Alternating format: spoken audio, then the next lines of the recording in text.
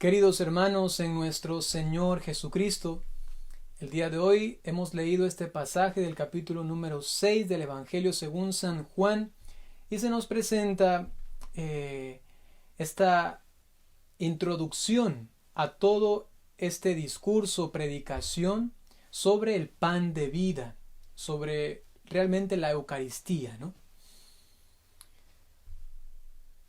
El día viernes habíamos escuchado el pasaje en el que Jesús multiplicaba los panes y yo les decía que había toda una catequesis en este capítulo 6 que comenzaba con esta multiplicación de los panes, pero el día sábado, como celebramos la fiesta de San Marcos, no tuvimos la oportunidad de escuchar el pasaje en el que Jesús caminaba sobre las aguas, porque tenía una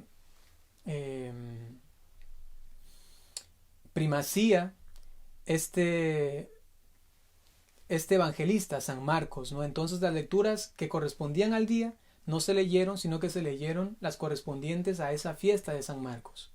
Pero gracias a Dios, el día de hoy, al inicio del Evangelio, se nos hace un pequeño resumen y se nos dice que después de que multiplicó los panes, después de que caminó sobre las aguas, al día siguiente entonces ocurre esto. ¿Y qué ocurre? Que ya comienzan a venir todas las personas. ¿A dónde? A Cafarnaúm. Ahí estaba Jesús.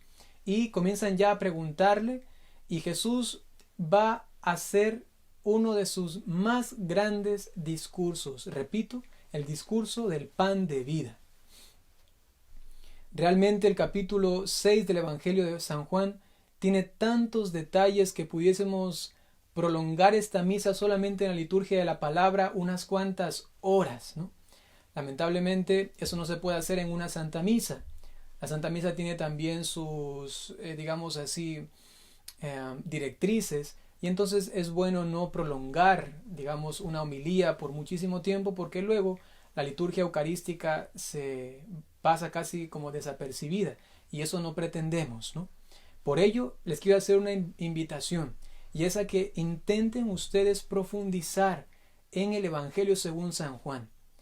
Tiene un lenguaje muy sencillo, como ustedes se dan cuenta, es muy sencillo, pero a la vez en esa sencillez tiene una profundidad y una altura realmente que desbordan cualquier intención de querer abarcarlo todo, ¿no? Y por eso tenemos toda la vida para leerlo y estudiarlo. Y lo tenemos ahí en la palma de la mano, en un teléfono celular podemos leerlo, o en las Biblias de las casas podemos leerlo.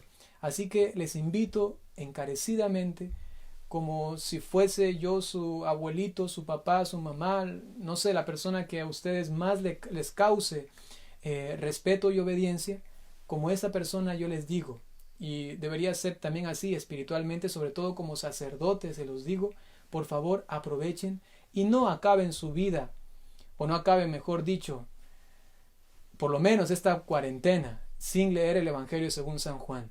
Y he dicho la vida porque hay personas que ya están viejitas, quizá alguna está viendo esta Santa Misa y hasta ahora nunca ha leído un Evangelio, ¿no?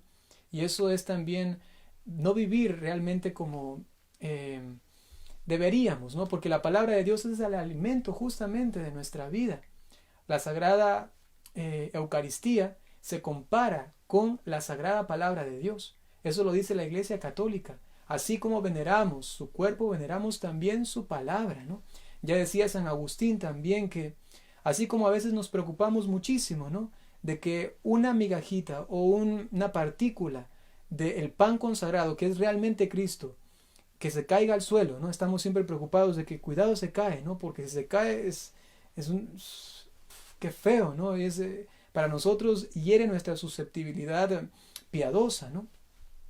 Entonces decía San Agustín, si así nos preocupamos tanto porque se caiga una partícula del cuerpo de Cristo, ¿por qué no nos preocupamos tanto de que se caiga o que se desperdicie tanto el alimento de Cristo en su palabra? ¿Por qué no nos preocupamos de eso, no?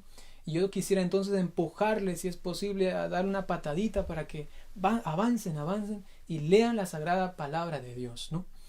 Por ejemplo, el día de hoy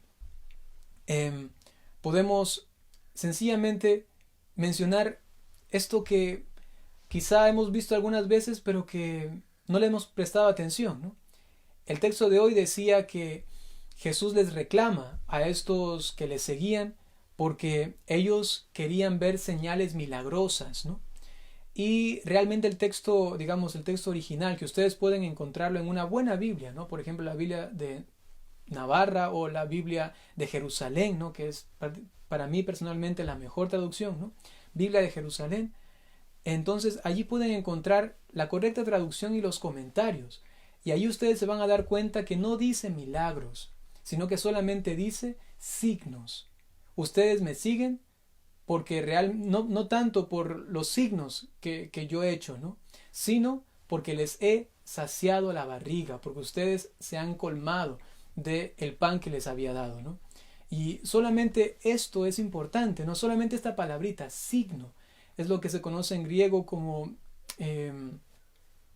el semella, ¿no? Semella, que significa hay una señal puesta delante de la persona y esta señal quiere llegar a profundizar en la persona que va a contemplarla, a tal punto que no se quede solamente en la señal, sino que se convierta en un significado, ¿no? Significado.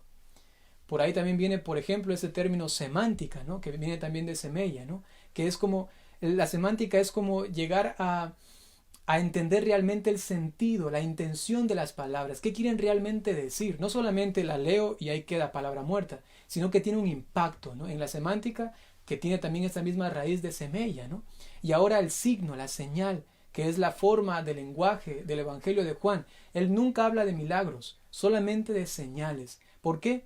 Porque Juan ya estaba bien curtido, digamos así, ya estaba bien entendido en que las personas estaban siguiendo siempre a Jesús solamente porque querían ver milagros, milagros, milagros, y entre ellos, ¿cuál es un milagro? Que le multiplique el pan, que les dé de comer. Eso es un milagro.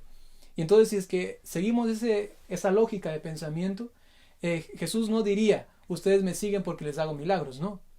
Jesús dice, ustedes me siguen porque ha hecho milagros, por ejemplo, les he dado de comer, pero no me siguen por las señales que yo les he dado, ¿no? Ahí cambia el texto bíblico. Ya no es que le siguen por los milagros, claro que le siguen por los milagros, ¿no? Porque Jesús hizo milagro de multiplicar pan, sino que Jesús está, digamos, enojado porque le están siguiendo porque quieren solamente milagros. Y lo que Él quiere es que ellos entiendan el signo, la señal. En consecuencia, esta señal tiene que hacer un impacto en la persona. Y de esto está careciendo la iglesia. Quizá estás careciendo tú y también yo en algunos momentos, ¿no? ¿Cuándo? Cuando yo digo, Señor, yo tengo toda una lista de peticiones para ti, ¿no? En la Santa Misa hemos leído más de 60 o 60 peticiones, ¿no? No digo que está mal, pero que tenemos toda esa lista y queremos solamente esto, que se cumpla, que se haga, ¿no? Y no entendemos el signo, la señal, qué realmente significa el hecho de poder orar a un Dios tan bueno, tan poderoso, tan bondadoso. ¿Qué significa esto? A veces, lamentablemente, ya hemos caído en esa forma de pensar, de decir, yo creo que Jesús puede hacer esto. Y solamente, casi como palabras sin significado, sino solamente en la palabra muerta. Creer significa, Dios me va a hacer algún milagro, ¿no? Creer significa, ahí verá Dios si es que me ayuda. Creer significa, ya veremos más tarde, ¿no? Pero no, eso no significa realmente creer. El sentido de creer en el Evangelio de Juan es que se ha presentado una señal delante de mí. Luego viene esto complementado con otras palabras del mismo Evangelio, ¿no? Por ejemplo, la palabra ver. Luego también la palabra creer, ¿no? La palabra permanecer. Son palabras importantísimas en el Evangelio, que tienen un significado que ayudan luego a entender todo lo demás. En este caso, el término señal. ¿Qué es la señal? Entonces es algo que Dios presenta delante de mí para que yo pueda verlo, luego pueda creer en esto. ¿Y saben cuál es la consecuencia final de todo esto? Luego de pasar por otras palabras hermosas del Evangelio de Juan, como permanecer, la palabra, por ejemplo, paz, la palabra alegría, al final tiene como una especie de cerecita del pastel, ¿no? Como algo realmente maravilloso, la palabra fruto, ¿no? ¿Se acuerdas? Y darán fruto en abundancia. Eso está mucho después, ¿no? Esa palabra, ese término fruto, ¿qué significa? Que todo este proceso de esta señal que se presentó delante de mí y la cual yo luego entendí y tuvo una repercusión en mi vida, no solamente diciendo que se haga esto y que se haga lo demás, y no más bien metiéndome en el misterio de eso que estoy pidiendo, de eso que me ha sido dado, de ese milagro que he podido contemplar o ver. Entonces, al entrar en esto, hay otro término maravilloso. Con el término permanecer está el término también comunión. ¿Te acuerdas? Oración sacerdotal de Jesús, capítulo 17 también. Para que seamos uno. Se habla allí de esta coinonía, ¿no? Que significa estar unidos. Y después, como consecuencia de esta unión en permanencia, viene este fruto en abundancia, como lo hemos visto en la primera lectura. El primer mártir, el protomártir, él da su vida y a la final esta vida era un fruto como el de Cristo. ¿Cuál es el mayor signo del Evangelio de Juan? Pues Cristo en la cruz. Y mirarán al Hijo del Hombre, ¿no? Es Cristo en la cruz. Este es el mayor de los signos del Evangelio de Juan. Y ahora lo vemos reproducido en el protomártir. Entonces, ¿qué queda para nosotros? Vamos a hacernos un test. Vamos a hacernos una prueba. ¿Y qué significa esto? A ver, si es que yo realmente estoy creyendo en Jesús, creyendo en su resurrección, si su vida no solamente es una señal ahí puesta, pero que no tiene ninguna repercusión, sería solamente un milagro que se da. Si no es realmente una señal, ¿qué significaba? Que tiene una consecuencia, un impacto, tiene una significación en mi vida. Cuando logra esto, y paso por esta permanencia, paso por esta paz, esta alegría, que también hay persecución, y a la final hay esta comunión tan íntima con Cristo, a tal punto que me hago fruto yo mismo de Cristo, y yo luego puedo dar también frutos. ¿Sabes qué es lo que pasa? Y esta es la parte más importante para este test, y es, luego yo soy ese signo. Y regresamos al término con el que comenzamos, el signo, la señal. ¿Cuál es el fin último de esta señal en ese sentido que he dicho? Que nosotros nos realicemos, nos volvamos, nos comportemos, seamos un signo. Ahora, ya no como antes, que yo tuve que experimentar el signo para que tenga un significado en mí, sino ahora las demás personas pueden hacer una especie de, digamos así, de profundización en mi persona, ¿no?